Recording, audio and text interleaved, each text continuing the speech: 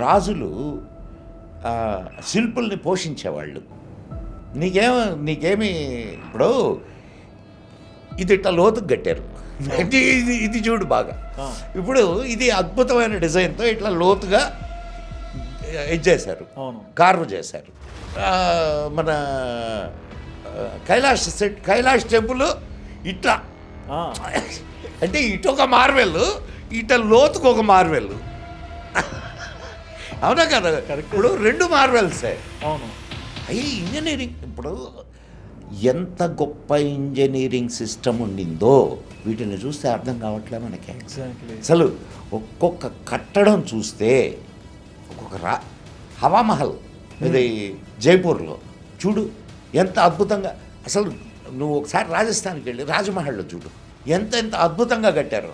నీ ఇంజనీర్లు ఇప్పుడు ఎందుకు పనికి వస్తారా అంటే వీళ్ళని తక్కువ చేయడం కాదు నేను చెప్పడం. అయితే అఫ్కోర్స్ ఇప్పుడు ఆ రోజు వాళ్ళు ఫ్రీడమ్ ఇచ్చిండు, ఈరోజు కన్స్ట్రక్షన్ బడ్జెట్, వాళ్ళ బడ్జెట్ కన్స్టెంట్ అన్నీ చాలా ఉంటాయి. సో ఆనాటి వాళ్ళు ఏం తక్కువ కాదు. కాకపోతే వాళ్ళని మనం ఇంజనీర్లుగా గుర్తించడం లేదు, వీళ్ళని ఇంజనీర్లుగా గుర్తిస్తున్నాం, అంతే తేడా.